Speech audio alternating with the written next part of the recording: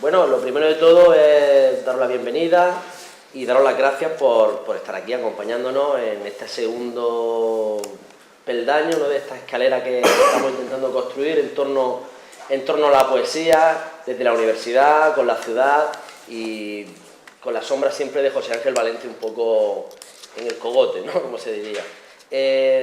Muchísimas gracias, como siempre, a la universidad, al vicerrectorado, por habernos dado esta oportunidad de montar esto, de montarlo además como un poco como nos ha dado la gana, lo cual es muy satisfactorio porque nos permite hacer cosas como esta mesa de hoy.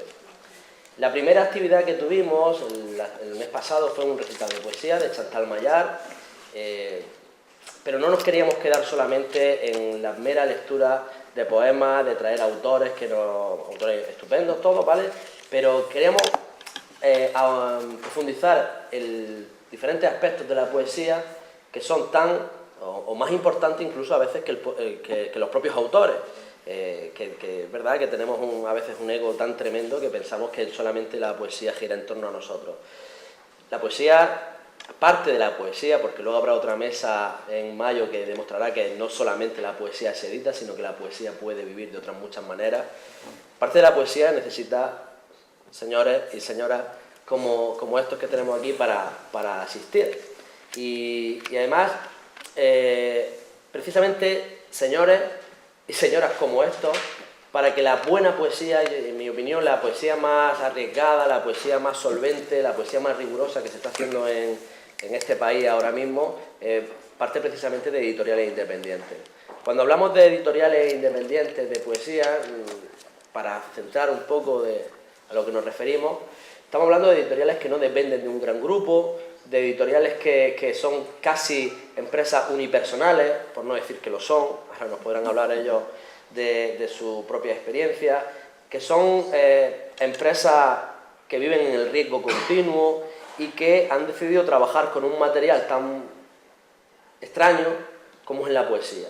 Evidentemente, hacerse rico editando poesía es muy complicado, de hecho no conozco ningún caso, y además en estos tiempos tan duros, editar es una locura, editar poesía es una locura mucho mayor, pero editar poesía desde la periferia, supongo yo en Madrid, en Barcelona las cosas, hay unas redes, hay un colchón de unas estructuras que te permiten avanzar de una manera más firme, pero hacerlo desde Almería, hacerlo desde Córdoba, hacerlo desde Salamanca, es rizar el rizo de esta locura de la que estamos hablando. Además, bueno, ahora hablan ellos de los títulos que han editado a gente estupenda y de diferentes formas. La idea también de juntar en la mesa a estos tres individuos era contrastar diferentes formas de editar desde la independencia. La mesa se llama editar desde las afueras porque Salamanca, Almería, Córdoba son las afueras y la poesía es también las afueras de la literatura y además ellos se lo han montado de manera diferente. Ya veremos cómo han atacado el mercado, ¿no?, editorial de manera distinta y cómo siempre sin perder, digamos, la osadía de presentar un buen producto. Buenos poemas, buenos poetas, en un formato, lo podéis ver, ¿no?, distinto, no son libros al uso, desde el formato de lirio, ese tan característico, cuadradito, chiquitito, a los cuadernos de notas, los blocs de notas de la oficina, a las portadas maravillosas de la Bella Varsovia. En fin, vamos a ver qué nos cuentan. Lo importante es que esto también se convierta en un diálogo. Primero hablarán ellos, contarán brevemente su experiencia, por qué editan poesía, qué le piden a los libros que les lleguen a sus manos para poder editarlos.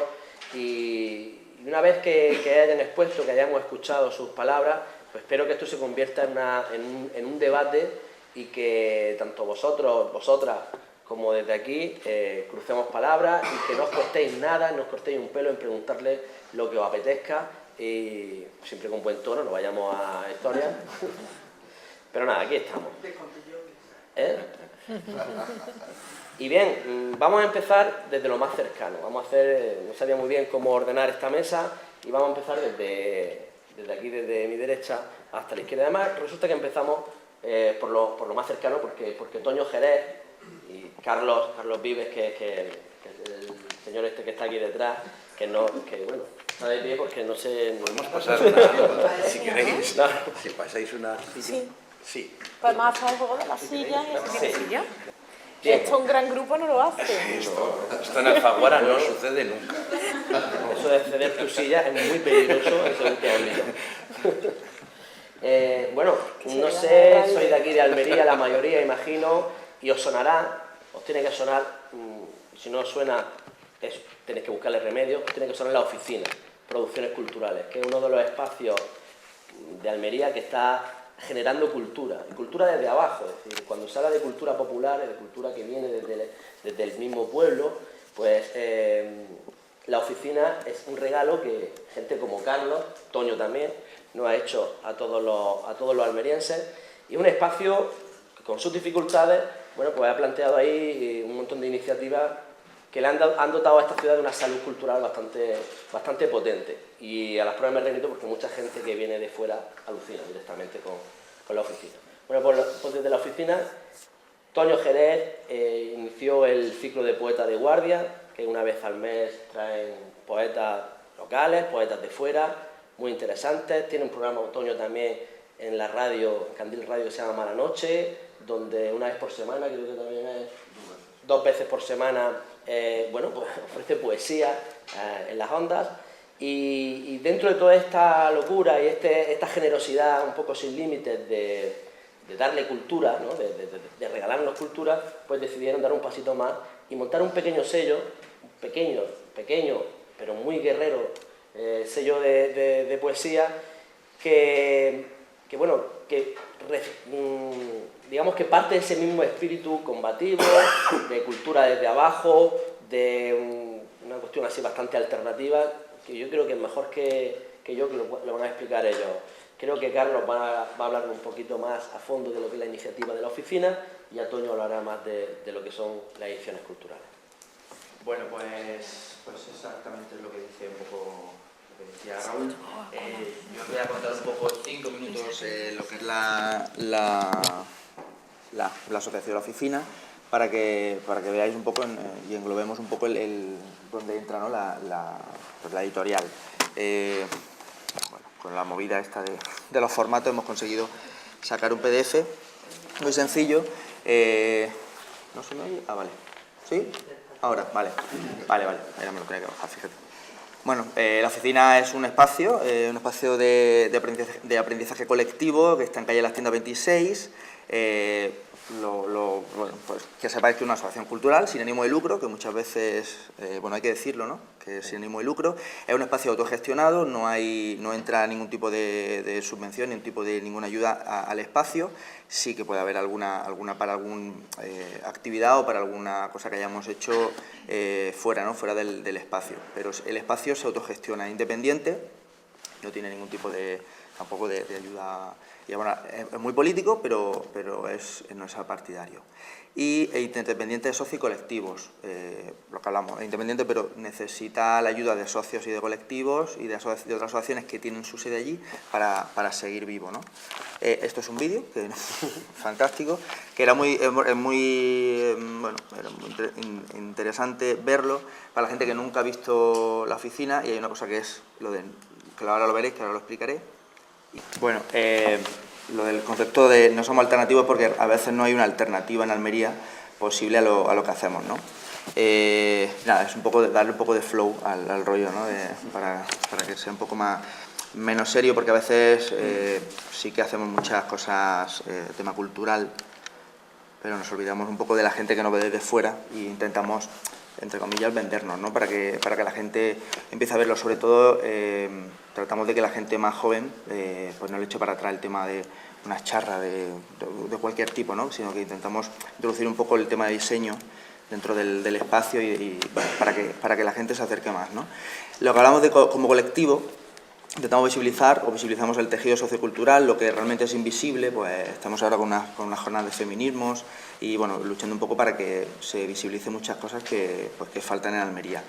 Promovemos ideas huérfanas, una de ellas fue, ¿no? Empezamos, cuando nos conocimos, Toño y yo, pues empezamos a hablar de esto de poeta de guardia, de que tendríamos que tener un espacio pues para la poesía, ¿no? Para poetas de guardia.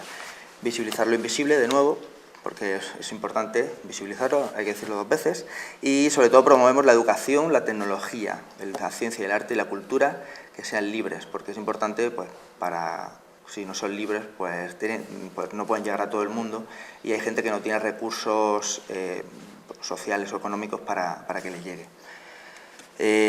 Tenemos una serie de colectivos y asociaciones afines, Ecologistas en Acción, los conocéis todos, el Tirabe, que es un grupo de consumo de comida ecológica, el Laboratorio de Ideas Equo, que aunque pone Equo, su laboratorio de ideas que tiene tema ecologista y social, son unos compañeros que lo hacen, que están allí, que no tiene nada que ver con un tema político, pero bueno, lo llamamos así para visibilizar un tema también político, supongo. Moradas Sónica, que ahora no estamos haciendo en la asociación por problemas legales, ¿vale? Llamémoslo así, temas de urbanismo, que es un colectivo de arte sonoro y música experimental. El SAF, que ha entrado ahora hace poco, que es un servicio afectado por la hipoteca de unos compañeros de la embajada ecuatoriana que tienen problemas y están utilizando el espacio para poder reunirse allí, abogados y psicólogos que le están echando una mano. Y por lo último es Poeta de Guardia, ¿no? Que ahora Toño os va a comentar. Los proyectos que tenemos así abiertos, además de todos los tipos de visibilización que hacemos, es una red vecinal en la zona calle Las Tiendas, una especie de, pues eso, de intentar englobar un barrio donde queremos que haya cultura, gastronomía y compras, ¿no? Y shopping, ¿no? Que se dice ahora. Fantástico el Club de las Pelis Buenísimamente Malas, que hemos atraído más público con eso que con, no sé, cualquier cosa más cultural. Es cultura, pero es cultura de serie B, que también le ponen la etiqueta, ¿no? Un ciclo de cine iberoamericano que empezaremos próximamente por la red que hemos creado con el consulado ecuatoriano y ahí empezaremos a abrir para ver cine iberoamericano, que no es que sea invisible, es que no sé cuántos soléis ver cine iberoamericano, o si tenéis opción a verlo. En España es complicadísimo verlo en la sala, a no ser que estar en Madrid. Luego tenemos el proyecto que es el Almería Creative Commons Film Festival, que es la segunda edición, que no solamente es cine. Este año pues hay algo de poesía, hay algo de teatro, hay charlas sobre cine, sobre discapacidad, sobre muchísimas cosas que empezaréis a ver pues en una semana o 2 empezaréis a ver en los medios, aunque ya está por ahí, ¿no? Y en la oficina, bueno, el del Creative Commons quería enseñaros un vídeo también muy loco, que es lo divertido de llevar 4 años con la asociación, es que nos dejan hacer cosas muy locas, nos abren las puertas y nos dejan hacer estas cosas, mira. Bueno, eso es un poco sobre el tema de Creative Commons. Nos han dejado entrar al museo y pintar, ¿no? Que eso, pues no sé. Sí, antes se podía hacer, ¿no? En los 70 o en los 80 se hacía y daba igual, ¿no? Pero ahora con la ley Mordaza solo puedes hacerlo pidiendo permiso. Vale, pues es un poco eso. Ese era el vídeo. Y ahí lo tenéis, la editorial un poco, que os paso con Toño Jerez, compañero, y gracias por escuchar. Bueno, gracias por estar aquí, gracias a la Facultad de Poesía José Carvalente, a Isabel y a Raúl por esta iniciativa. La editorial La Oficina de Ediciones Culturales, nace por una necesidad que tenemos. Las plaquetas que hacíamos para Poeta de Guardia eran muy caras, las pagaba yo, y la cantidad que nos servían era mayor de la que nosotros necesitábamos. Eso por un sitio. Y después, por otro lado, cuando en un recital llegó un poeta que se llama Ángel Manuel Gómez Espada, que ahora dentro del mundo de la poesía tiene un nombre y bueno, es un autor considerado. Por aquello entonces era un autor que no confiaba mucho en su poesía, yo lo conocí en Candel Radio. Bueno, ya he dicho que hago un programa que se llama Mala Noche, la poesía no interesa a mucha gente, pero en 5 años estoy cerca de las 50.000 descargas del programa. Algo le interesará a la gente, el tema de la poesía. Y yo cuando veía la obra que tenía Ángel y que no publicaba, porque muchas editoriales no quieren tomar el riesgo de alguien que no conocen, o no quieren tomar el riesgo de la obra que están haciendo, pues no lo publican. Y bueno, dijimos Carlos y yo, bueno, a este señor hay que hacer un esfuerzo en publicar los libros, y ahí nació la Oficina de Ediciones Culturales. Estuvimos dando vueltas porque si nos metemos en el tema tradicional del libro de siempre, hay que hacer un número de unidades que nos exige un dinero que no tenemos. Somos pobres, no somos un banco, y claro, la necesidad nos hace agudizar el ingenio. Empezamos a dar vueltas, cómo podíamos meter, y acabamos en un bloque de notas normal y corriente de los que todos tenemos uno en casa. ¿Por qué no editar poesía en un bloc de notas? No hay que pedir una cantidad determinada, podemos pedir la cantidad según la vayamos necesitando. Y bueno, algunos aprendimos a maquetar, en mi caso. Carlos y Juan Luz se metieron con el tema del diseño, porque no nos puede cobrar nadie nada por hacer el libro. Y el autor tampoco tiene que pagarnos nada por publicar. No somos una editorial de autoediciones, no publicamos todo lo que nos entra. Tenemos también el apoyo de Pepe Escáner, un filólogo, y bueno, miramos muy bien lo que queremos hacer. Tenemos distintos tipos de colecciones. Una es, bueno, lo que se hace en Poeta de Guardia, que es la plaqueta que veía a la izquierda, se hacen 40 por cada autor, y ayuda, bueno, eso se hace con un micromecenazgo, porque hay empresas, Hotel Sevilla, La Rayuela, mi empresa mismo, y otra empresa hortifrutícola que ayuda para que ese Poeta de Guardia ahora se pueda hacer. Podemos traer autores ahora de Madrid, de cualquier sitio, porque no nos cuesta el dinero, no era como antes.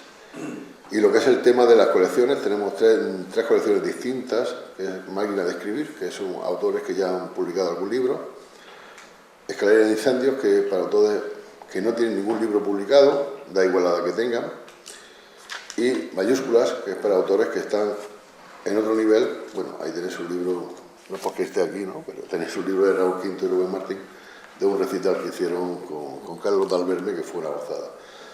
Lo grabamos todo se emite en radio, tenemos un sitio para presentar los libros, tenemos la suerte de, ahora la apertura de la librería no era como antes, ahora podemos presentar un libro en cualquier librería, no tenemos ningún problema, y aparte tenemos otros colectivos en Madrid, en Murcia, en otras ciudades, donde podemos también presentar nuestros libros, ¿no? El sistema editorial está, tal como lo conocíamos, está muerto, se ha volatilizado, las redes sociales, internet, todo ha cambiado. Entonces, el autor que arriesga y que hace algo que la literatura, entre comillas, formal, no acoge en su seno, bueno, pues tiene sitios donde publicar. Y bueno, eso más o menos es todo, ¿no? Mucho esfuerzo, no tenemos distribuidora, no la queremos, no queremos nada de nadie, somos independientes, no tenemos subvenciones, tampoco la pedimos, queremos ser libres, publicar lo que nos dé la gana y bueno, aportar nuestro granito de arena en lo que es la cultura, no solamente almeriense, porque Ángel es murciano, pero vive en Extremadura, y ahora vamos a publicar a una chica de Murcia y otra de Bilbao, así que amigos por toda España. Si queréis, nada más. Bien, muchas gracias, Toño.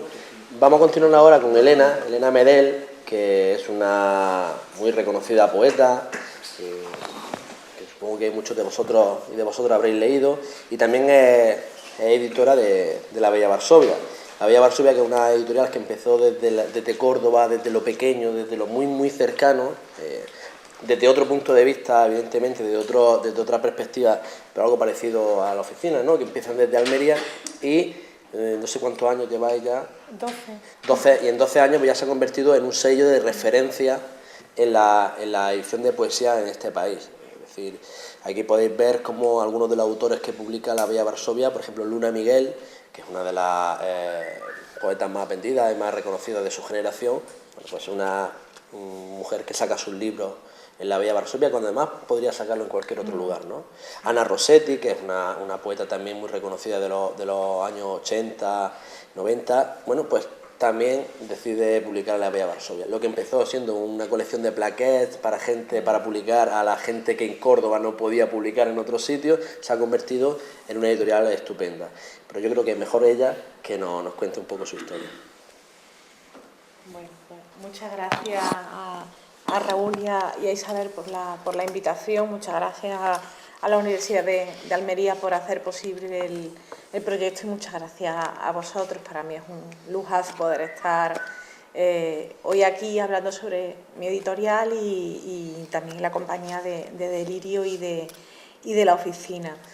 Antes quería hacer un pequeño recuerdo. Para mí es imposible hablar de edición independiente en Almería sin hablar del Gaviero, Ana Santos y Pedro J. Miguel. Para mí, si hay alguna editorial en la que yo haya tomado como un modelo, en la que yo haya pensado continuamente cuando empezaba, y no solo cuando empezaba a editar, sino mucho tiempo después, es el Gaviero.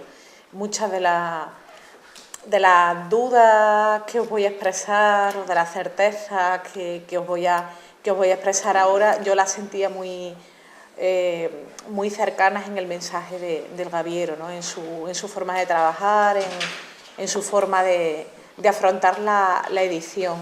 Entonces, espero que conozcáis el proyecto, que justo ahora toca a su fin, están preparando ya el último libro. Si no, os animo a que lo hagáis, porque es una gozada ver la libertad y la independencia con la que han editado, el gusto con el que han publicado. Los libros son una absoluta maravilla. Así que bueno, vaya mi recuerdo y mi reconocimiento, porque es imposible para mí estar en Almería y no hablar del Gaviero, de Ana y de Pedro. Es cierto que cuando estaba escuchando a Carlos y a Toño hablar sobre la oficina, veía que había bastantes puntos en común con respecto a los inicios de la Bella Varsovia, y creo que en cierto modo también los habrá con la historia de Delirio, ¿no? Bueno, pues éramos dos estudiantes de universidad en Córdoba, Alejandra Vanessa y yo. Alejandra ya no forma parte de la editorial, yo llevo un par de años dirigiéndola en solitario. Íbamos a recitales de poesía de compañeros nuestros, y había una cosa que nos llamaba mucha atención, y era cómo aquellos libros que nos parecían de una calidad incuestionable, de un riesgo que nosotras valorábamos muchísimo como lectoras, pues no tenían editorial. Eran libros que estábamos leyendo gracias a que el autor nos los pasaba por correo electrónico, nos lo imprimía y nos lo daba grapado. Entonces empezó todo casi como un juego, ¿no? De una manera muy... O sea, yo recuerdo, por ejemplo, que yo sabía tan poco de la edición, que los primeros libros costaron tantísimo porque no sabía dónde imprimir, que con ese dinero yo podría haber sacado hoy casi 3 libros. O sea, digamos que fuimos al primer sitio que pillamos porque no teníamos ni idea de nada. Yo entonces, pues, como ha contado Toño, bueno, pues había que cortar gastos de alguna manera y aprendí a maquetar. O sea, mi inversión fue un curso de 60 euros en la Casa Encendida para aprender a maquetar en InDesign, y gracias a eso pues ir afrontando, bueno, pues un poco el día a día de la editorial, ¿no? Sobre todo en los primeros años estaba muy centrado el catálogo en autores de Córdoba, porque era lo que teníamos más cerca, pero bueno, pues conocer a otros editores y a otros autores de otras ciudades nos permitió no solo ir ampliando ese catálogo a nivel casi geográfico, sino empezar a contrastar otros puntos de vista. Es muy curioso porque la editorial surge en el año 2005, en el año 2004 nace el Gaviero en Almería, en 2005 también nace Cangrejo Pistolero en Sevilla, en 2004, si no me equivoco, 2003, Eclisados en Zaragoza, por aquella época también 4 de agosto en La Rioja. Quiero decir, como a mediados de la primera década pasada, hay un pequeño boom de editoriales de poesía minúscula, con un modo de trabajar, yo creo que bastante cercano, ¿no? Y era pues una voluntad de dinamizar el entorno local, pero sin cerrarse a lo local, ¿no? Por ejemplo, en el caso de la Bella Varsovia, pues, trabajar desde Córdoba, pero sin cerrarse a Córdoba, pretendiendo que los autores a los que la editorial publicaba también pudieran salir fuera y pudieran leerse fuera. Como os digo, ese ha sido, bueno, pues durante mucho tiempo la voluntad de la editorial, pero la editorial ha ido creciendo, ha ido ensanchando también sus intenciones. A mí me leyeron la mano hace unos años, 5 años más o menos. Me dijeron muchas cosas que no voy a mencionar aquí, luego las cuento en el turno de preguntas. Varias de las cosas que me dijeron vienen al caso. La primera, la persona que me leyó la mano no me conocía de nada y me dijo: tú deberías escribir. Entonces, claro, yo me quedé un poco así porque yo entonces no escribía nada, estaba bastante desanimada y llevaba mucho tiempo y tal. Y me dijo, no, yo te digo que empieces a escribir. Entonces yo dije, pues bueno, pues empezar a escribir. Otra cosa que me dijo con horror fue, la línea del trabajo no te termina nunca. Entonces, claro, me dice, no te vas a jubilar jamás. Y otra cosa maravillosa que me dijo fue, trabajas en una ONG. Todo esto unido me parece que define muy bien el trabajo de un editor, ¿no? Nunca se acaba. Yo el sábado pasado, no el anterior, estaba metida en el metro con una mochila llena de libros porque una autora tenía un recital. Entonces, a última hora habían confirmado que podía tener libros a la venta. Entonces, claro, bueno, pues cambié todos mis planes del sábado y en vez de quedar con unos amigos o quedarme en casa leyendo, pues me fui para allá con mi mochila llena de libros. Y por supuesto, yo me veo con 80 años y el equivalente al InDesign dentro de unas cuantas décadas y continuando y siguiendo editando, ¿no? Y el punto NGSD, bueno, pues ir por la... ha contado Toño que la oficina no tiene ánimo de lucro. En mi caso yo lo único que tengo es ánimo de supervivencia, ¿no? De ir a lo justo y poco más. Yo tenía apuntadas algunas líneas. Yo edito libros porque quiero enviar un mensaje. Creo que es importante, por lo menos, al menos yo en mi caso lo hago, preguntarme por qué estoy publicando un libro. O sea, por qué ese libro sí y otro libro no. Me parece que es importante que los libros dialoguen entre sí, que haya una coherencia entre unos libros y otros. Os hablo de eso, de enviar un mensaje, de defender un discurso y casi de generar un debate, ¿no? En el caso de mi editorial, yo por ejemplo tengo muy claro que hay cosas que me interesan, por ejemplo, el trabajo con el lenguaje, desde puntos de vista muy diferentes. No tiene nada que ver el trabajo con el lenguaje que hace Berta García Faet, por ejemplo, que es una poeta pues, que viene de un registro, lo estábamos hablando antes Raúl y yo, que no tiene nada que ver con el realismo, pero que sin embargo parte del realismo. No tiene nada que ver ese el trabajo que hace Berta con, por ejemplo, el trabajo que hace David Refollo, que trabaja con un lenguaje que está muy lejos de las palabras e incluso mucho más lejos de las imágenes, ¿no?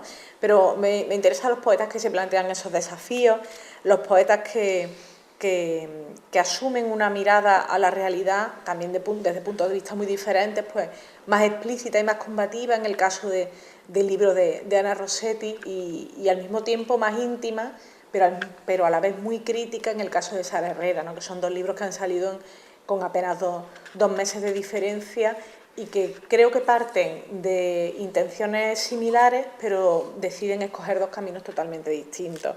Hablo de eso, de la intervención en la sociedad, ¿no? De la capacidad de que un libro pueda cambiar las cosas. A mí me interesan esos libros. Me gusta acompañar, entre comillas, a los autores. Yo aspiro a que el autor quiera seguir publicando conmigo, ¿no? Y cuando llega un autor nuevo a la editorial, pues me gusta pues plantearle, bueno, pues no solo me interesa este libro, sino también el siguiente que publiques, sino también al mismo tiempo los anteriores que has publicado. En el caso, por ejemplo, de Luna Miguel, que es de aquí de Almería, yo le publiqué la primera plaquette cuando la editorial apenas tenía dinero para hacer otra cosa que no fuera, bueno, pues cuadernillos fotocopiados, y pronto esa plaquette se convirtió en un libro, Estar enfermo, y salvo un par de libros que publico en otras editoriales, uno de ellos un DVD, que en cuanto la editorial cerró, pues lo reedité en La Bella Varsovia, siempre he ido publicando su poesía con esta editorial, ¿no? Os he hablado de Berta, de David, hay muchos otros autores pues, que van, bueno, pues, o publicando sus nuevos libros con la editorial, o incluso en algunos casos, pues, por ejemplo, en octubre va a salir La poesía reunida de Alberto Santamaría. A mí es un poeta que me entusiasma, para mí es un regalo poder publicar a Alberto y poder hacerlo además de esa manera, ¿no? Pues ya presentándolo como un autor de la editorial con toda su obra poética en un volumen. Hay algo también que me interesa mucho y es ya a título casi personal, es la poesía escrita por mujeres. Para mí es fundamental poder dar voz a las autoras que más me interesan, y para mí también es fundamental apostar por autoras que están desarrollando distintos tipos de escritura desde lo femenino, ¿no? Pienso en esa reivindicación de la que os he hablado, en el caso de Sara Herrera, pues construir esa voluntad de construir una poesía política desde los espacios íntimos y desde los espacios privados, radicalmente femeninos, y al mismo tiempo, pues bueno, por ejemplo, os he hablado de Luna, pues el libro en el que está trabajando yo ahora mismo, que es una reflexión sobre la maternidad. No sé, creo que de manera muy inconsciente, pero me interesa que esa sea una de las marcas un poco del catálogo. Hay una colección de poesía, en otoño sale una colección nueva de poesía ilustrada que se va a abrir con un libro de Allen Ginsberg, y ya para el año que viene salen un par de colecciones nuevas más, una de ellas de prosa sobre poesía, ¿no? Con libros híbridos que escapan de la narrativa, que escapan de la poesía. A mí me ha facilitado mucho la vida, como os he dicho, yo sin ordenador, o sea, la editorial está en esta mesa, yo creo que por los pelos casi, porque ahora mismo legalmente está en Córdoba, pero dentro de una semana, mes a lo mejor, pues cambia la sede a Madrid, que es la ciudad en la que yo vivo. Os he hablado de esa voluntad de crear un tejido, de haber partido pues de ese punto, pero es cierto que trabajar desde lo local, desde la periferia, tiene tanto sus ventajas como sus inconvenientes, ¿no? Una de esas fortalezas es la creación de un tejido, pero al mismo tiempo una de las debilidades es la lejanía de los medios, de la librería, etcétera. En mi caso, por ejemplo, es cierto que si bien ha habido una apuesta fuerte por autores de Córdoba y la sigue habiendo, de hecho para el año pasado pues apareció un autor de la ciudad, este año hay una traductora de Córdoba y una poeta de Córdoba, pues sí que por ejemplo pues los libros no tienen apenas difusión allí, ¿no? O sea, por ejemplo, del libro de Ana Rossetti ha habido un ejemplar en toda la ciudad. Entonces, bueno, pues muchas veces, claro, te planteas si es el sitio adecuado en el que editar o si merece más la pena buscar otros espacios. A mí me ha facilitado mucho la vida, ya os digo, la tecnología, o sea, poder hacer un libro desde mi ordenador. Ya os digo que la editorial está en Córdoba, va a estar en Madrid, pero hoy mismo la editorial está en Almería, porque la editorial está básicamente donde está mi ordenador.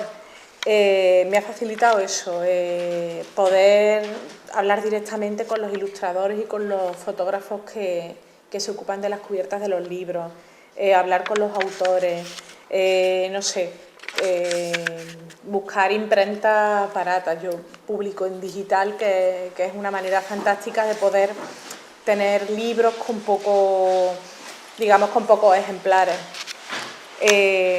Hay una frase que me gusta mucho, que es de Beatriz de Moura, la editora de Tusquets. Ella insiste en que por un editor quien habla en realidad es su catálogo.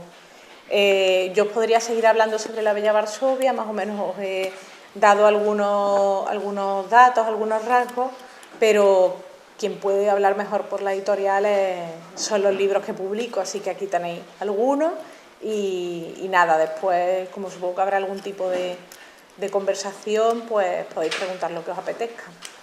Y ahora le toca el turno a Fabio de la Flor, que viene de Salamanca y que es el editor de Delirio.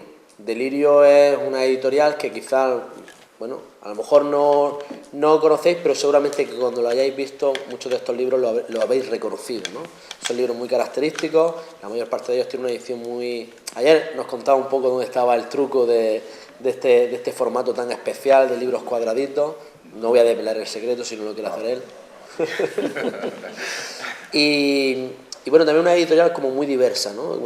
Apuesta por cosas muy distintas, desde, por ejemplo, lo último, una traducción de Pasolini a autores de rabiosa actualidad y contemporáneos nuestros, como puede ser Ben Clark, o recoger los tweets de Rodrigo Cortés, ¿no? Es decir, el cineasta este que tiene una cuenta de Twitter muy seguida.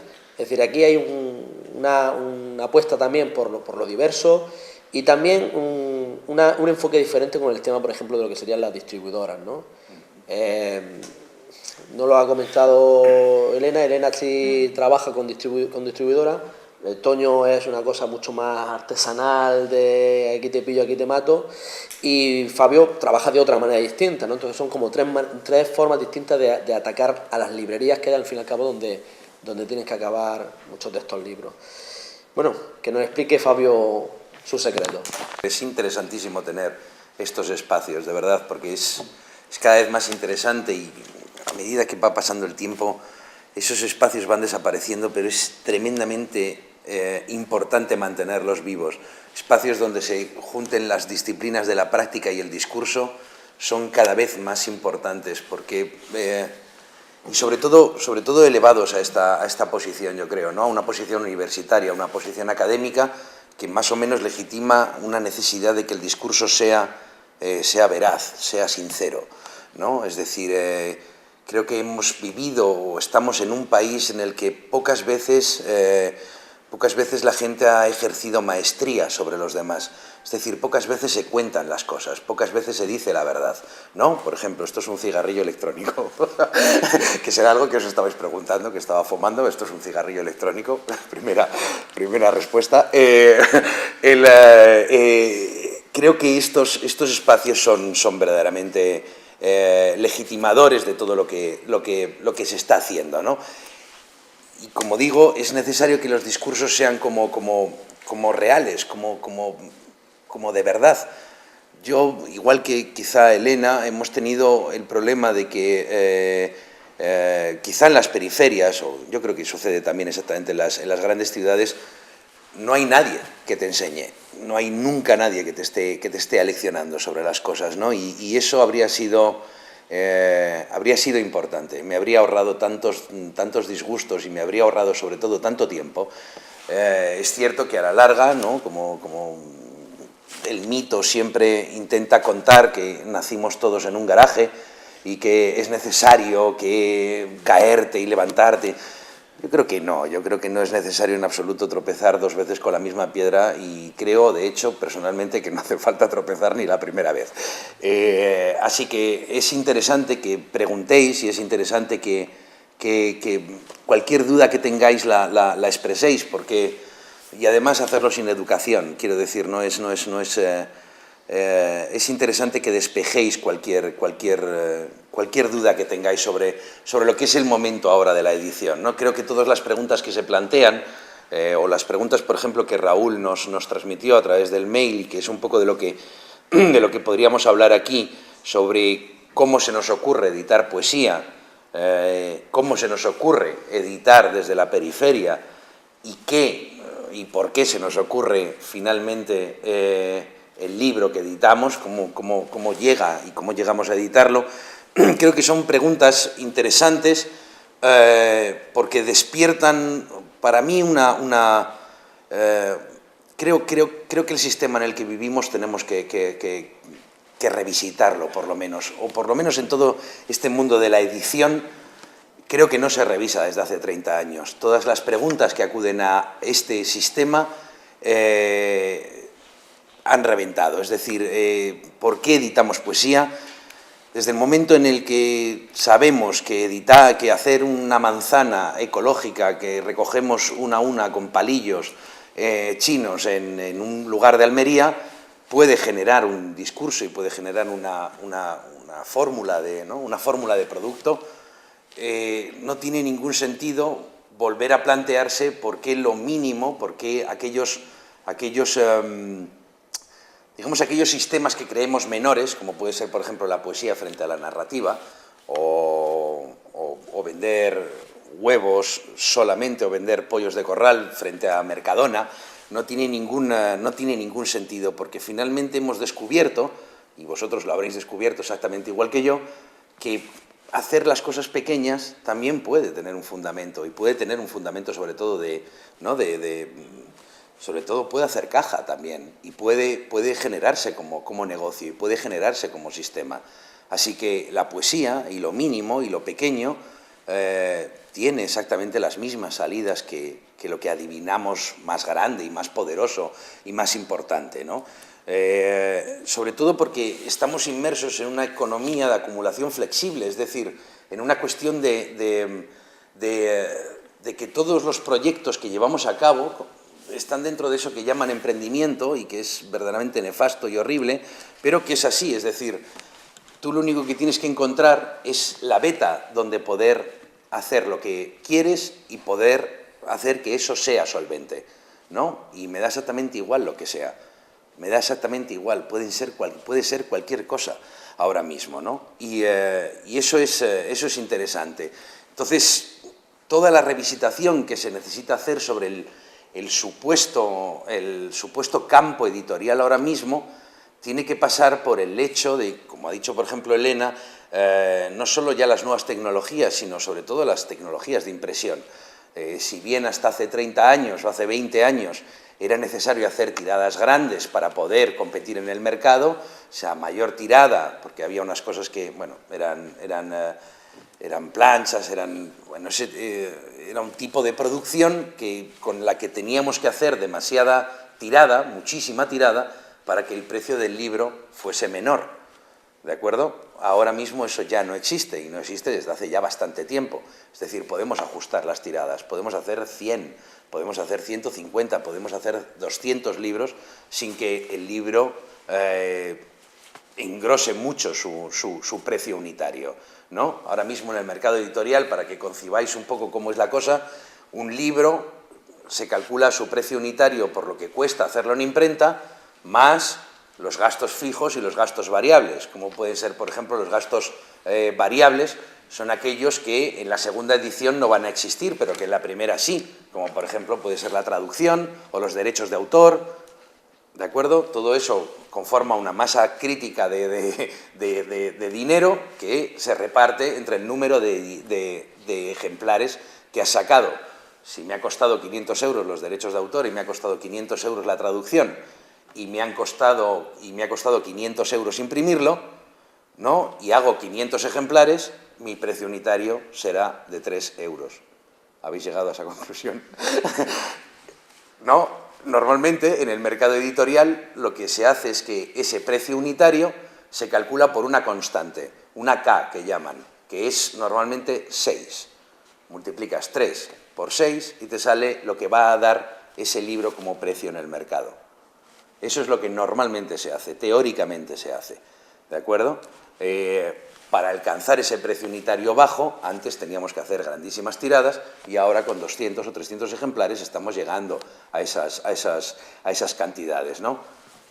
Pensaréis, es muchísima esa constante, multiplicarlo por 6 da un precio carísimo, pero son muchos los elementos que intervienen en un libro y sobre todo hay una cuestión que es la distribución. La distribución se lleva un 55% del precio del libro, más si calculamos el 4% de IVA, si calculamos el 10% para el autor, si calculamos entre un 15 y un 25% que cuesta la producción, significa que la editorial finalmente se queda con un 10, como muchísimo, ¿vale? Si tenemos ese libro a 10 euros, la editorial se queda con 1, se queda con más o menos lo mismo que el autor, incluso algunas veces menos. Bueno, diseñando un poco todo este panorama, nos damos cuenta que si tú vas ajustando esos números, al final descubres que la intención de la editorial o la intención de todo lo que haces en tu vida solo tiene que acoplarse a las posibilidades que eso genera. Es decir, si yo tengo una comunidad de vecinos con 100 vecinos a los que les interesa la horticultura y yo produzco zanahorias, pues necesito hacer 100 zanahorias para mis 100 vecinos, no necesito hacer 150. Y hacer 50 quizá me quede corto. Y si echo los números y me sale que con 100 zanahorias cubro la demanda en esos vecinos y le saco algo y le gano algo, pues está todo bien, ¿no? Rápidamente descubres en los sistemas, y en estos sistemas sobre todo de empresariales, y en estos sistemas de liza dentro del mercado, que el éxito es una cosa tremendamente relativa. Es decir, tener éxito no significa ganar 20 y no gastar nunca. No significa ganar dinero, no es eso. significa ganar dinero, pero también gastarlo. Es decir, el éxito es puro y absoluto equilibrio. Eso es lo que hay que conseguir. Es conseguir que entre más o menos lo que salga, que entre un poquito más a ser posible, pero muy poco más, no mucho más. Tengo un caso muy anecdótico y muy tal, el libro de Rodrigo, de los libros de Rodrigo Cortés con los tweets, evidentemente han vendido mucho, ¿no? Para que veáis un ejemplo muy rápido de cómo funciona esa cosa. De repente, si tú vendes un libro y vendes una buena cantidad, tendrás una buena cantidad al final del año, al final del ejercicio fiscal que llaman, ¿no? Imaginaos que este libro da un superávit de 5.000 euros, me da igual, ¿no? Y al 31 de diciembre de ese año, tú tienes 5.000 euros, de los que Hacienda, por ser sociedad, te va a pedir un 25, 27%, dependiendo, 25%. Así que se va a llevar, ¿cuántos son? Más o menos 1.600, bueno, sí, 1.250, ¿no? Se va a llevar 1.250 euros. A 31 de diciembre lo que dices es, para que Hacienda no se lleve esa cantidad, lo que tengo que hacer es reinvertir en mi empresa, ¿no? Si tienes ya un buen ordenador, si tienes ya un buen teléfono, si tienes ya una buena conexión a Internet, si tienes más o menos lo que tienes que tener, pues ¿en qué lo gastas? En hacer más libros, ¿no? Haces más libros, con 5.000 euros haces 2 libros de estos. Si todo va bien y tiene dentro de un método y dentro de una filosofía y todo va según las reglas, al año siguiente tendrás, no 10.000, no vamos a poner 10.000, pero tendrás 7.000. Porque si has hecho 2 libros más, todo ha ido mejor y has vendido más, así que al año siguiente tienes 7.000 euros, de los que Hacienda se va a volver a llevar 25, así que reinviertes de nuevo y haces 3 libros, ¿de acuerdo? Al tercer año lo que estás haciendo son 4 libros más al año, ganando 10.000 euros, todo perfecto, todo fenomenal.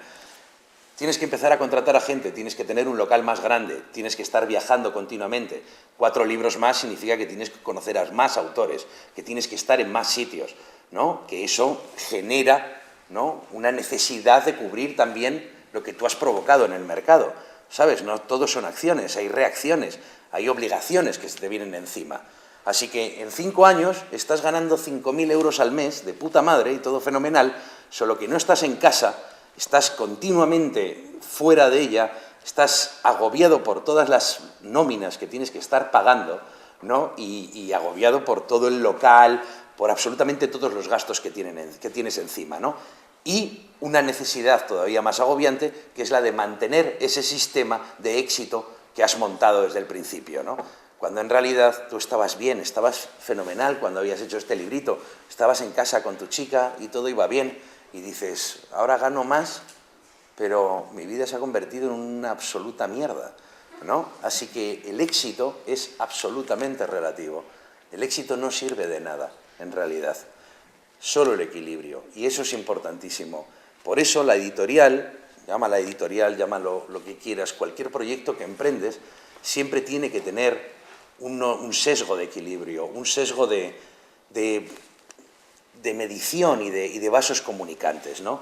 Está claro que en el mundo que nos han dejado los grandes proyectos editoriales, nosotros estamos jugando un papel muy pequeño, cada vez más grande, ¿no? Pero estamos jugando con unas herramientas que ya no pertenecen al mundo común. Quiero decir, las grandes tiradas, las grandes distribuidoras, los grandes centros.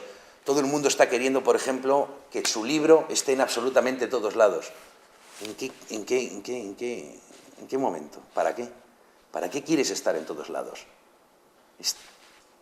Estate donde te quieran, ¿no? Eso es importante.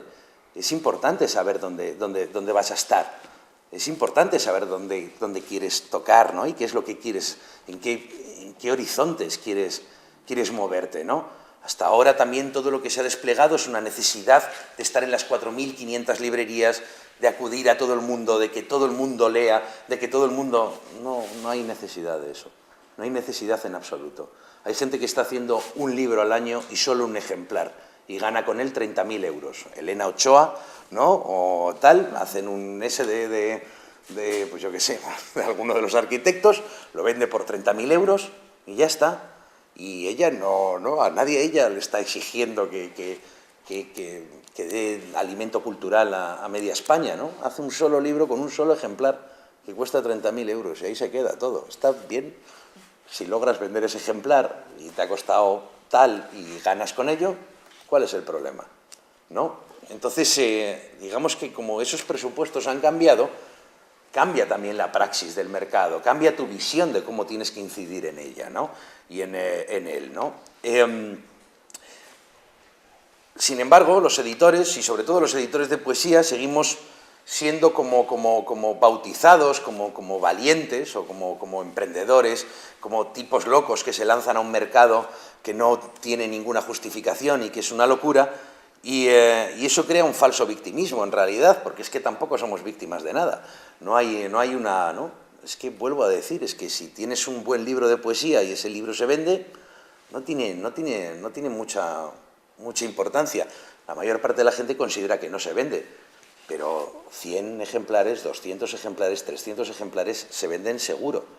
Y lo único que tienes que hacer son cábalas y números para que eso te dé a favor y sea equilibrado. Y lo digo no solo en los libros, hablo de absolutamente todo. Es así como hay que hacerlo. Y además, en realidad todo está fragmentado, es decir, también la gran pregunta de por qué se hace desde las periferias tampoco tiene ya mucha cosa, ¿no? Es eso, estás donde está tu ordenador, te estás moviendo continuamente, no hay absolutamente ningún problema. Todos mis libros llegan a 110 librerías en toda España desde mi casita en Salamanca, desde una casita donde yo me he hecho mis propias estanterías para que se adapten a las colecciones, y entonces tengo todos mis libros, no necesito un almacén fuera, todos mis libros se quedan pegados a la pared. Se quedan como haciendo un falso muro, ¿no? Entonces no necesito más armas, no necesito más cosas, y todo llega perfectamente y en 24 horas. Está todo bien, no hay mucho problema. Es cierto que lleva mucho tiempo y es cierto que lleva mucho trabajo y sobre todo mucho tesón, pero ¿qué es lo que no lleva hoy trabajo? ¿Y qué es lo que no va, qué es lo que va a dar algo sin que ese trabajo se dé, ¿no? Es lo que llamábamos las rentas, pero es algo que hasta dentro de 30 o 40 años ninguno de nosotros veremos, ¿no? Cuando alquilemos la casa de nuestros padres, yo qué sé, ese tipo de cosas, ¿no? O sea, las rentas es una cosa, es un desideratum a muy largo plazo y llegará cuando menos lo necesites, ¿no? Desde ese punto de vista, y voy acabando ya rápidamente, en realidad sucede como los vinos, ¿no? Digamos que a mí es un ejemplo que me parece bastante interesante para explicar esto, pero es un ejemplo que me parece una aberración. Es decir, el vino ha sido siempre un vino de garrafa, ha sido una cosa, y ahora cada vino en cualquier lado tiene ya una potencia y una denominación de origen y unas mierdas que son verdaderamente brutales, pero es emergente, es una cosa que funciona. Es decir, ahora no necesitas estar en la cuenca alavesa, ¿no? y tener un Rioja especial ya está el Monastrell, el Jumilla, el Toro, incluso los de Salamanca, que hacen una uva de mierda, son vinos que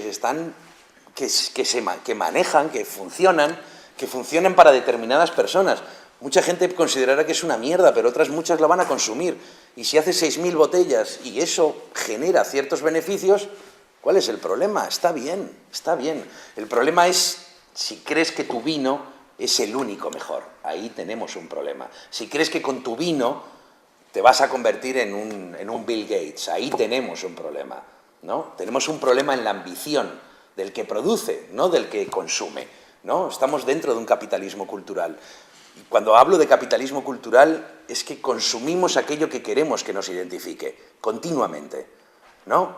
Es decir, muchas veces se compran los libros y ya no hace falta leerlos.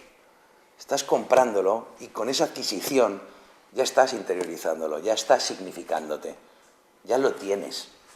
Entonces, esas cosas han cambiado, no es algo horrible ni es algo...